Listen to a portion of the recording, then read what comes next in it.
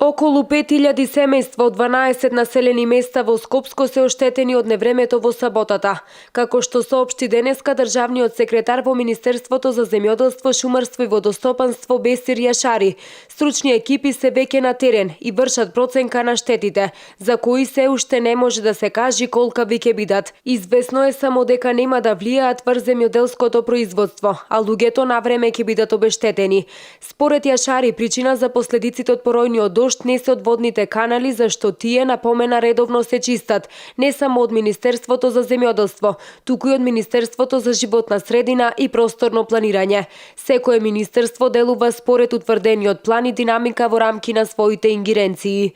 Причината за штетите не треба да се бара во каналската мрежа. Каналот на потегот од Газибаба кон Рачиново изчистен и се чисти во континуитет. Очигледно врнежите биле огромни, што наведува на заклучокот дека нешто се случува и за тоа треба да се подготвуваме. Вчера излеговме на терен и почнавме со чистење на мртвиот добиток за да не се дозволи ширење на било какви зарази.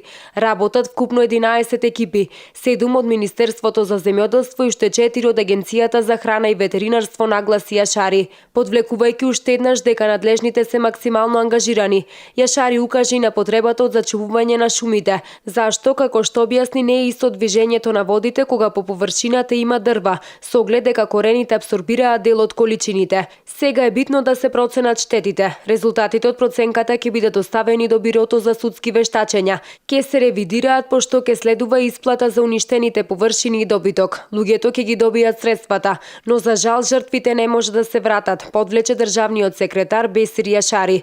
Управата за хидрометеоролошки работи најавува дека од четврток попладне и во петок повторно ќе има невреме со пороен дожд, грмежи, силни електрични празнења и силен ветер, додека за време на викендот ќе превладува стабилно и посвежо време, велат од УХМР.